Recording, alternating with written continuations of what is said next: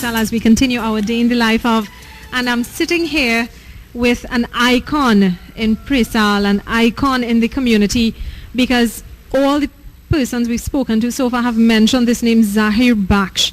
Very instrumental in sports, in cricket, in their children's lives, even in their lives. I mean, he was a teacher, avid sportsman and principal, so many accolades to Mr. Baksh.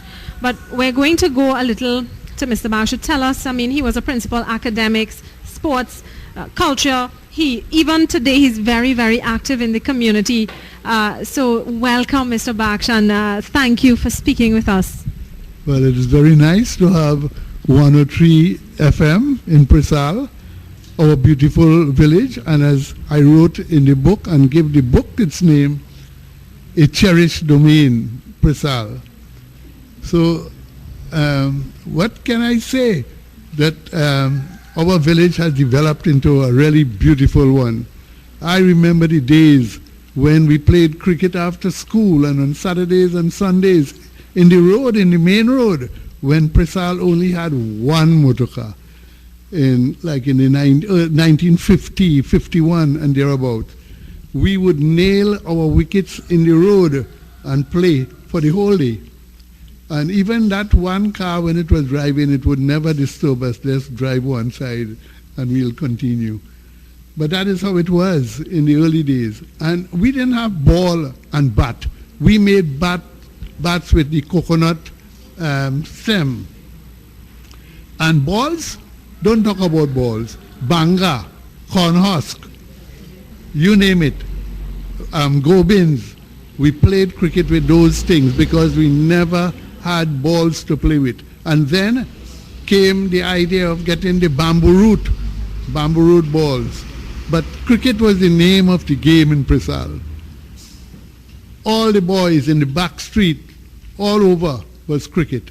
I started cricket coaching in Preysal School as a young teacher in 1958. And from then until 1980, with a short break for training college. But we had outstanding successes. If I could call some of those names, Theo Coffey in Shanali, Ranji Nanan, Gopal Sahadev, Nirmal Nanan, Boya Sahadev, Giles Antoine, Eugene Antoine, all of them playing for Trinidad. And we have given Trinidad 3 national cricket captains, a small village like ours. We are very proud of that. And we have given the West Indies 4 test cricketers.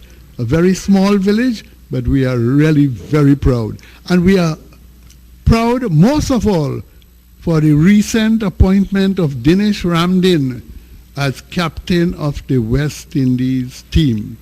We are really very proud of that achievement. As I go on, our school here, Preysal Government Primary, was established in 1950, as someone earlier said. And Preysal, the school itself, had most of the teachers in the school were residents of Preysal. And they were cricketers in the senior club. Sonny Nanan, Majid Sadiq, Mazhar Baksh, Ivan Ranjit, and of course me, name it, Basan Sahadev, Suknanan Paul, Boise Mahadev Singh, all teachers in the village, but all of them used to play good cricket.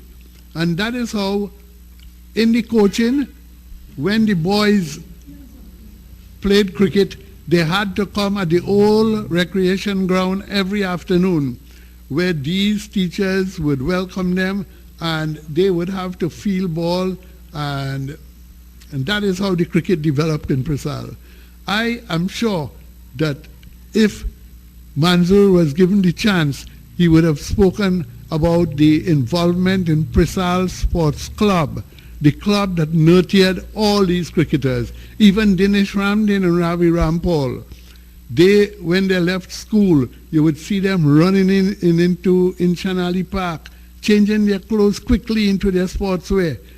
And we must not forget the influence and the involvement of Ian Bishop, Tony Harford, Kashiri Ramdin, Manzoor here in the club.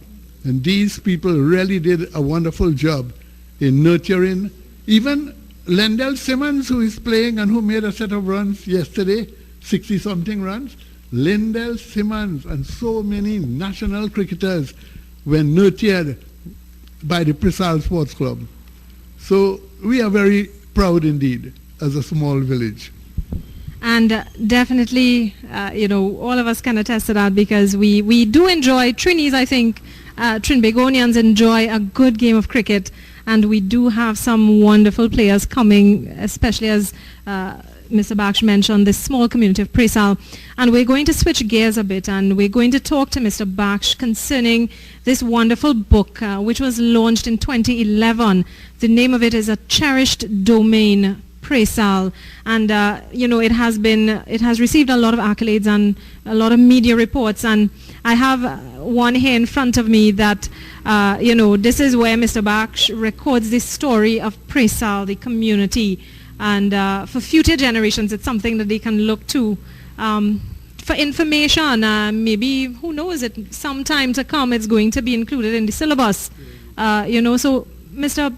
Baksh, tell us a little about how did this come about, and this particular book? Well, over the years, students from university, secondary school students, primary school students will come to me, Mr. Baksh, we write a story about the village, and we want you to tell us everything.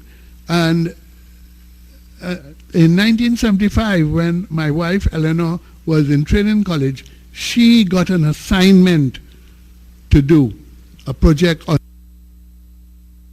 my community, and I assisted her in that. And as these students from secondary schools and university came to me, I used to lend them that community thing. And then I said, listen, these children would always want to know about Preysal. So I started to write the book. And it took me about 6 years to write the book. And on many occasions, my wife was then principal in Londonville government. And when she would come home, I say, look, I cannot make with this book again. But I had a very strong committee in Manzoor, Zainul Makum, and the late Basan Sahadeo. And I formed them as a committee to help me, and they give me tremendous help in writing. Like Zainul Makum wrote about laborers, where most of the people work in the Caroni cane fields, and he wrote a beautiful chapter about the sugarcane industry. Manzoor assisted me with sports and education in the old CMI school, and that is how really the book came about. And we had a big launch when Suniti Maharaj Best delivered the Fitiya address, and she wrote in the review, in an age of galloping urbanization, every community should be like Preysal, and each should have a Zahir Baksh in it. So in A Cherished Domain, Preysal, Baksh sets out to record the story of the community, Preysal village for future generations. What he achieved is an informative documentary that can be read with ease, punctuated by bellyfuls of laughter.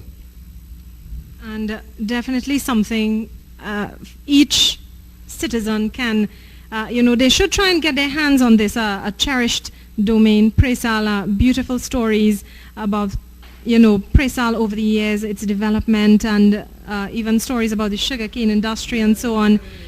So I want to thank Mr. Baksh for speaking to us today, welcoming us to his home, and it has really been an eventful day.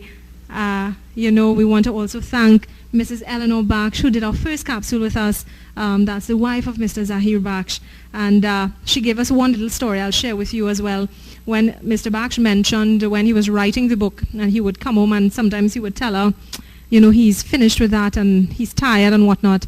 But she said he had about 20 folders, and every day she came home, he would tell her he misplaced some important document, and she would lay out everything, and she would be the one to find it. So everybody, as I said, should get their hands on this book. A very good read about Preysal. So I want to thank my colleagues as well, Hemant, Jason, Shivani. Remember to log on to 103fm.net and also like us on Facebook. You can get pictures and more about our journey down here in Preysal. So join us. Remember, this capsule was brought to you by Point Lisa Steel Products Limited. And join us next week from 9 to noon as we head to Baksh for another A Day in the Life of. Thank you.